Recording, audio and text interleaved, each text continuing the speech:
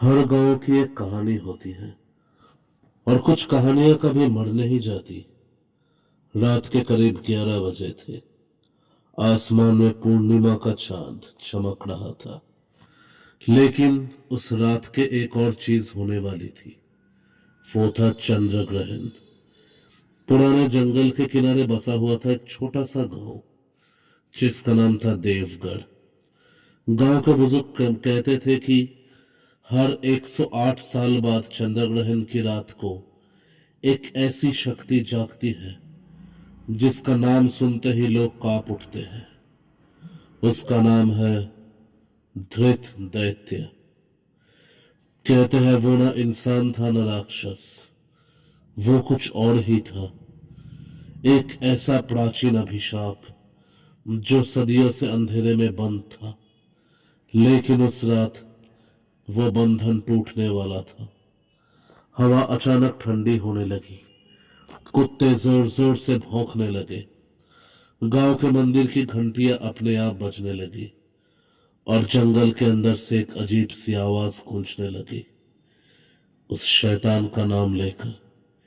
एक ऐसी आवाज जो बहुत ही रूहानी लग रही थी।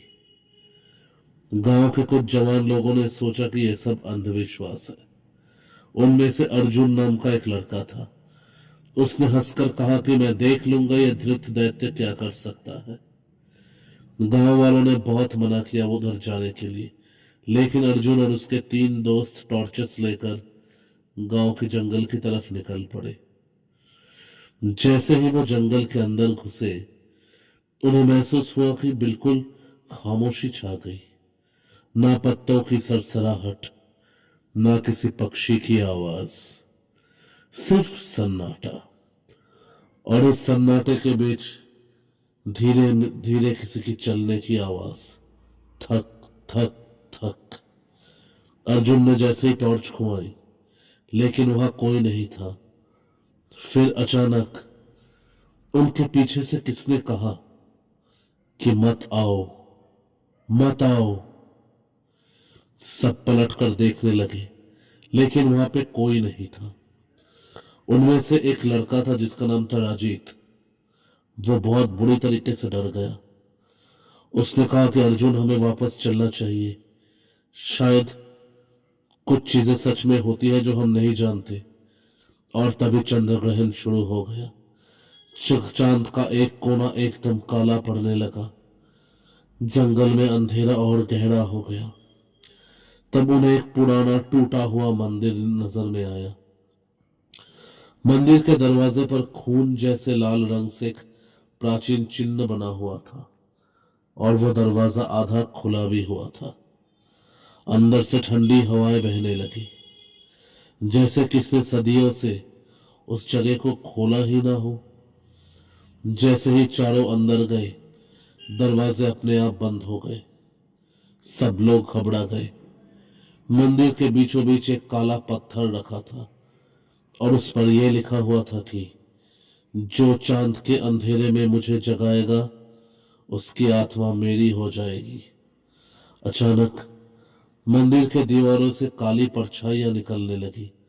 टॉर्चेस एक एक करके बंद होने लगे और पूरे मंदिर में एक ही आवाज गूंजने लगी, धृत धृत धृत। रजित चिल्लाया, लेकिन उसकी आवाज अचानक रुक गई, जैसे किसने उसका गला दबाया हो। उसके दोस्त ने टॉर्च जलाया और जो उसने देखा, उसका खून एकदम से जम गया। रजित हवा में हल्का लटक रहा था। उसके पैर जमीन से कई फुट ऊपर थे और उसकी आंखें पूरी तरीके से सफेद हो चुका था। फिर हवा में ही रजित गायब हो गया, बिल्कुल गायब, जैसे वो उन लोगों के साथ कभी था ही नहीं। अब सिर्फ 3 लोग बचे हुए थे। डर के मारे उनकी सांसें तेज हो चुका था। तभी मंदिर के कोने से एक बहुत बड़ी परछाई उभरने लगी। पहले 2 लाल आंखें दिखी, फिर एक विकृत सा चेहरा, फिर एक विशाल काला शरीर, लगभग 12 फुट लंबा। उसके शरीर से धुआं निकल रहा था और उसकी आवाज जैसे हजारों लोग एक साथ कह रहे हो। धृत लौट आया है। चंद्र ग्रहण अब लगभग पूरा हो चुका था। पूरा आसमान लाल रंग में डूब चुका था। धृत दैत्य आखिरकार अपने पूरे संपूर्ण शरीर में उनके सामने आया और अपना हाथ उठाया। मंदिर के चारों दीवारें एकदम जोर जोर से हिलने लगे। धरती मानो कांप रहा था। अर्जुन भागने लगा, लेकिन वो जितना भागता उसे लग रहा है कि वो उतना ही खड़ा हुआ है, जैसे समय रुक चुका हो। तब उसने सुना कि उसकी मां की आवाज, अर्जुन बेटा इधर आ। उसने पलट कर देखा कि उसकी मां खड़ी हुई थी, लेकिन उसके पैर उल्टे थे, आंखें पूरी काली और चेहरे पर एक विकृत सी मुस्कान। अर्जुन समझ गया कि यह उसकी मां नहीं, ये धृत दैत्य का ही कोई माया जाल है। तभी उसके कान के पास किसने फुसफुसाया, मैं तुम्हारे पीछे हूं। अर्जुन धीरे धीरे पलटा और उसका दिल रुकने को हो गया। धृत दैत्य बिल्कुल उसके पीछे खड़ा हुआ था। लाल आंखें, काला चेहरा, सिर पे दो बड़े बड़े सींग और एक मुस्कान जो इंसानी नहीं था। पूरा मंदिर उसके खौफनाक हंसी से गूंज रहा था। उसके बाद सब कुछ अंधेरा हो गया। अगली सुबह गांव वाले जंगल में आए। मंदिर फिर से वीरान पड़ा हुआ था।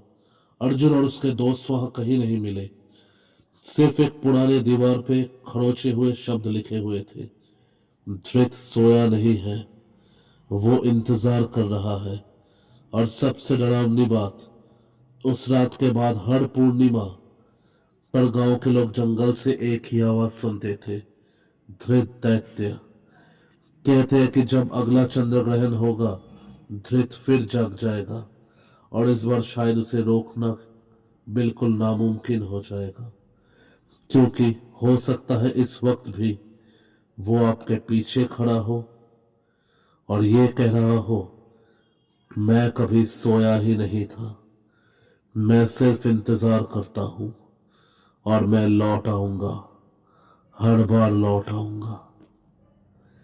तो दोस्तों, धृत दैत्य की ये कहानी आप लोगों को कैसा लगा?